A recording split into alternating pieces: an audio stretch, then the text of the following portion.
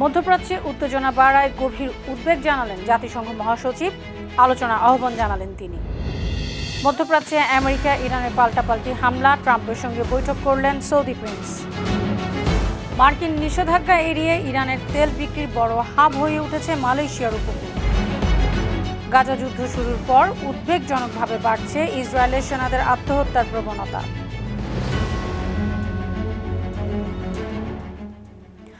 শুনছিলেন সংবাদ শিরোনাম। সবাইকে স্বাগত জানাচ্ছি বিশ্বজুড়ে প্রতিদিনে বিশ্বের বিভিন্ন প্রান্তে সবশেষ তথ্য জানাতে আপনাদের সঙ্গে আছি আমি অনন্যা চৈতি। পাকিস্তান নিয়ন্ত্রিত আজাদ কাশ্মীরের আইনসভা নির্বাচন নিয়ে বিরোধ সহিংস হয়ে উঠেছে। দ্বিতীয় দফার ভোটের আগেই নিরাপত্তা বাহিনীর সঙ্গে সংঘর্ষে রাওয়ালকোটে ৩০ জনের বেশি মানুষ নিহত হয়েছেন।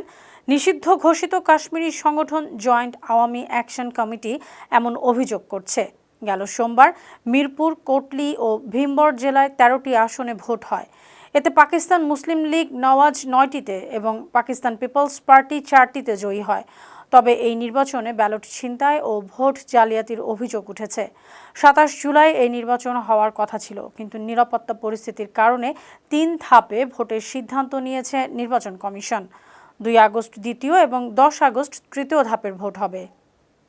স্বল্প খরচে ভ্রমণের প্রস্তাব দিয়ে থাইল্যান্ডে নিয়ে ৩ ভারতীয় তরুণকে অপহরণ, বন্দী ও নির্যাতনের অভিযোগে ৫ ভারতীয় নাগরিককে গ্রেপ্তার করেছে থাইল্যান্ড পুলিশ। থাইল্যান্ডের সংবাদ মাধ্যম ব্যাংকক পোস্ট জানিয়েছে, মঙ্গলবার ব্যাংককের খুলংতান এলাকার এক হোটেল থেকে তাদের আটক করে পুলিশ।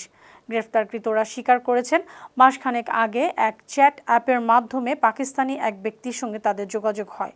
ওই লোকের নির্দেশেই এই ৩ ভারতীয় তরুণকে অপহরণ করা হয়েছিল। পুলিশ ধারণা করছে অপরাধের মূল চক্রান্তকারী দুবাইয়ে বসে কলকাঠি নাড়ছিলেন। অপহৃতদের পরিবারের কাছ থেকে ক্রিপ্টোকারেন্সির মাধ্যমে মুক্তিপণ আদায় করাই ছিল তাদের উদ্দেশ্য।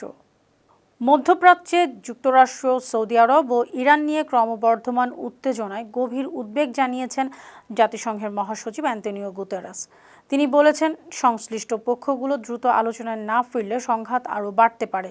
বুধবার জাতিসংঘের মুখপাত্র ফারহান হক নিউ ইয়র্কে সংবাদ সম্মেলনে বলেছেন, মহাসচিব বেশ কিছুদিন ধরে আশঙ্কা প্রকাশ করছেন আলোচনার পথ বন্ধ থাকলে মধ্যপ্রাচ্যের সংঘাত আরও ছড়িয়ে পড়তে পারে। তিনি নতুন করে যুদ্ধ, উত্তেজনা এবং সংঘাত নিয়ে উদ্বিগ্ন। তিনি সব পক্ষকেই অবিলম্বে সামরিক কর্মকাণ্ড বন্ধ করে কূটনৈতিক আলোচনার আহ্বান জানিয়েছেন। জাতিসংঘ মনে করে পাকিস্তান, কাতার সহ কয়েকটি দেশের মধ্যস্থতা পরিস্থিতি শান্ত করতে পারবে। ইরানে মার্কিন হামলার কয়েক ঘন্টার মধ্যেই জর্ডানে ব্যাপক ক্ষেপণাস্ত্র হামলা করেছে তেহরান।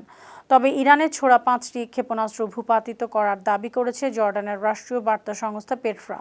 বৃহস্পতিবার জর্ডানের সশস্ত্র বাহিনীর মুখপাত্র পেট্রাকে এ তথ্য জানিয়েছে।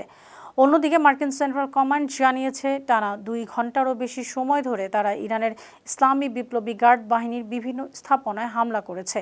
লক্ষ্যবস্তু ছিল ক্ষেপণাস্ত্র ও ড্রোন ঘাঁটি এবং উপকূলীয় নজরদারি ও প্রতিরক্ষা স্থাপনা।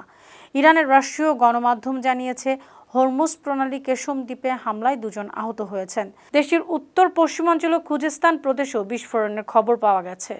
যুক্তরাষ্ট্রকে সহায়তাকারী বন্ধু দেশগুলো না শুধরালে কঠোর জবাব দেওয়া হবে, এমন হুঁশিয়ারি জানিয়ে বিজ্ঞপ্তি দিয়েছে ইরানের ইসলামী বিপ্লবী গার্ড IRGC।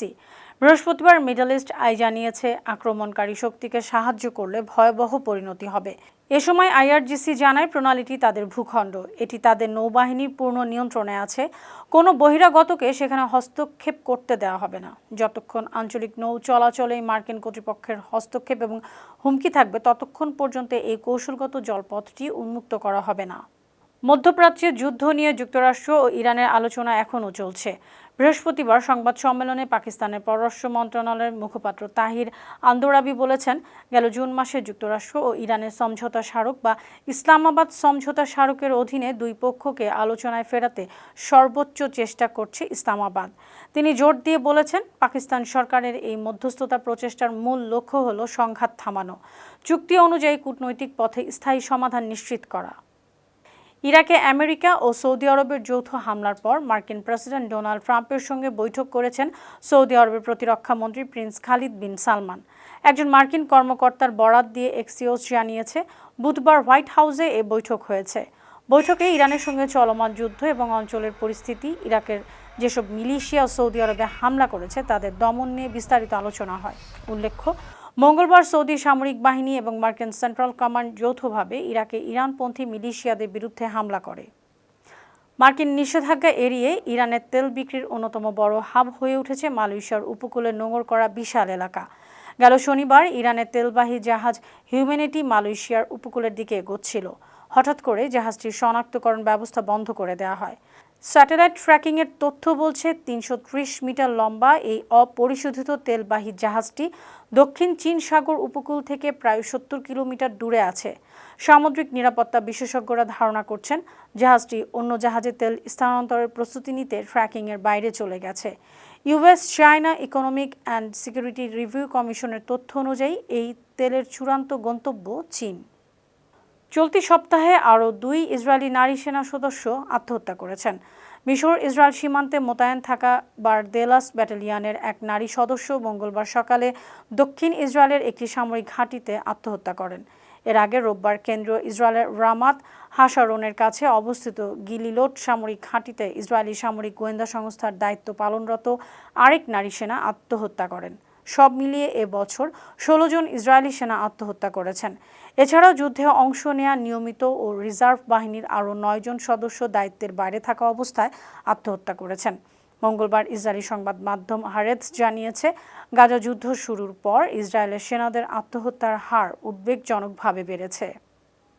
এদিকে ইউক্রেনে বুধবার রাশিয়ান ক্ষেপণাস্ত্র হামলার সময় কিয়েভের প্রতিবেশী ও ন্যাটোর সদস্য পোল্যান্ডেও বিস্ফোরণের শব্দ শোনা গেছে।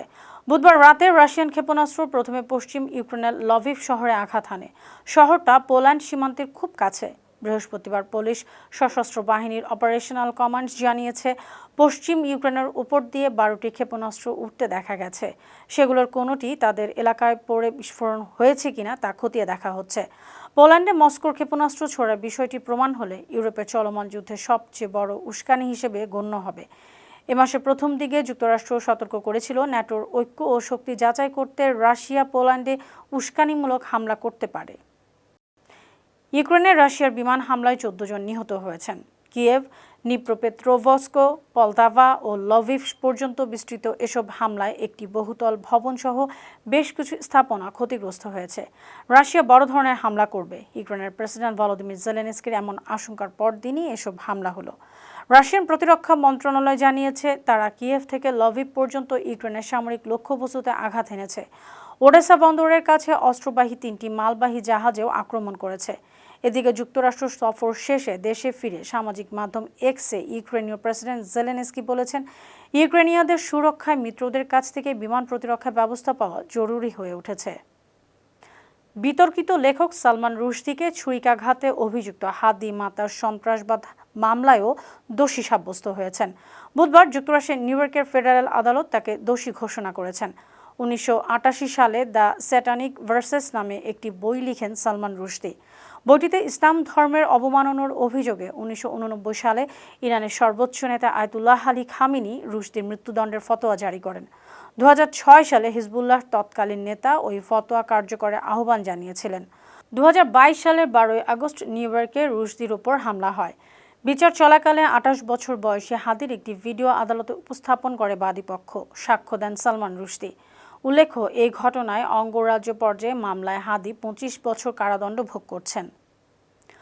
ভূমিকম্পপ্রবণ জাপানে বড় কোনো প্রাকৃতিক দুর্যোগের রাজধানী টোকিও অচল হয়ে পড়লে সরকারি কার্যক্রম সচল রাখতে বিকল্প রাজধানী নির্ধারণ করছে জাপান সরকার।